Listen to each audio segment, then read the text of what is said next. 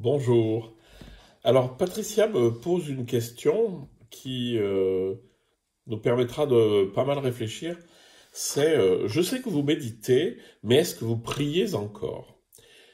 On a l'impression que dans sa phrase, lorsque on commence à méditer, on n'a plus besoin de prier. Alors tout ça vient évidemment de la définition qu'on donne de ces mots, mais il y a une chose qui est très importante, c'est que tant qu'on n'a pas compris que le fond vers lequel on va dans la méditation et la prière, c'est le même, on n'a rien compris. Si on dit la méditation, c'est pas la même chose que la prière et la prière, c'est pas la même chose que la méditation, alors c'est vrai au niveau formel et au niveau du début, mais sur les finalités, on va quand même au même endroit. Donc, je vais essayer de vous décrire un peu tout ça de manière précise pour pas faire simplement dire ah ben non mais la méditation c'est pas la prière ou ah ben non la prière c'est pas la méditation parce que ça n'a pas de sens.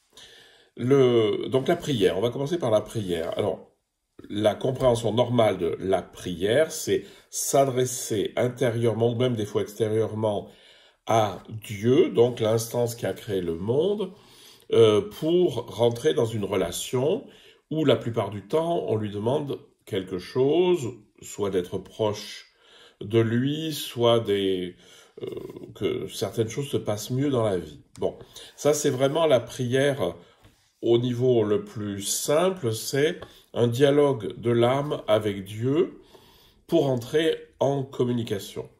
Mais dans toutes les traditions spirituelles, la prière, rapport avec Dieu, finit dans le silence, toujours. Et le fond de la prière, c'est vraiment être en présence de Dieu en moi, dans un sentiment amoureux, sans parole. Hein. Le, le danger de la prière qui demande des choses à Dieu, c'est qu'en fait, c'est une manière de lui dire ce qu'il a à faire. Et Maître Eckhart va bien le dire, il va dire, oui, nous disons tous les jours, nous crions à Dieu tous les jours dans la prière que sa volonté se fasse, et lorsque sa volonté se fait, nous ne sommes pas contents. Et Thérèse d'Avila va parler de rester en soi euh, uni à Dieu dans un sentiment d'amour, avec de temps en temps une parole amoureuse. Donc c'est vraiment, ça part du silence. Le silence qui peut s'exprimer, il faut pas s'empêcher de parler, il faut pas s'empêcher de dire. Il faut éviter, évidemment, de parler, et puis de confondre la prière avec un monologue intérieur. Voilà. Un autre avantage de la prière qui se dit, où on arrive à se dire soi-même, c'est qu'en fait, on arrive à prendre conscience de soi-même parce qu'on est sous un regard aimant. Donc ça, c'est l'autre face de la prière en parole. Mais la prière sans parole est un sentiment de présence au plus profond de moi, dans une qualité d'amour. Tous les mystiques vont dire que à un moment donné, on n'aime plus quelque chose d'extérieur à nous, qu'on n'aime plus Dieu, moi ici et Dieu là, et on n'est plus en train d'aimer Dieu, mais qu'on est plongé dans l'amour. Et que cet amour n'a plus d'objet, puisque Dieu étant amour, on est plongé en Dieu, et donc c'est très beau. Quant à la méditation, si on considère que la méditation c'est s'asseoir pour faire silence, et surtout ne pas bouger et puis essayer d'avoir un esprit complètement conscient mais immobile, on n'est pas forcément non plus dans la véritable compréhension de ce que c'est que la méditation.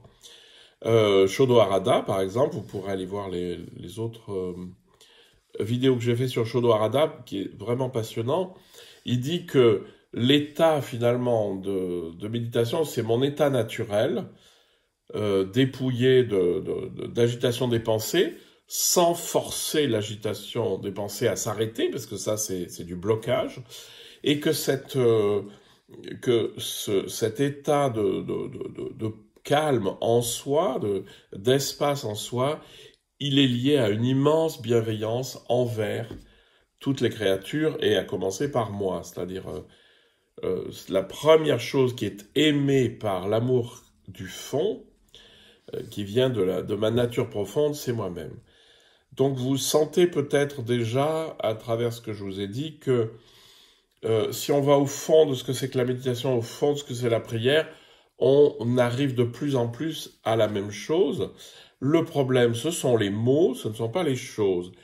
Et la chose dont on parle quand on parle de méditation et de prière, c'est être plongé en soi-même dans un immense espace silencieux et paisible, et là de sentir qu'il y a une présence, que cette présence est aimante, qu'elle m'habite et qu'elle rayonne à partir de moi. Voilà, j'espère que j'aurai répondu à Patricia.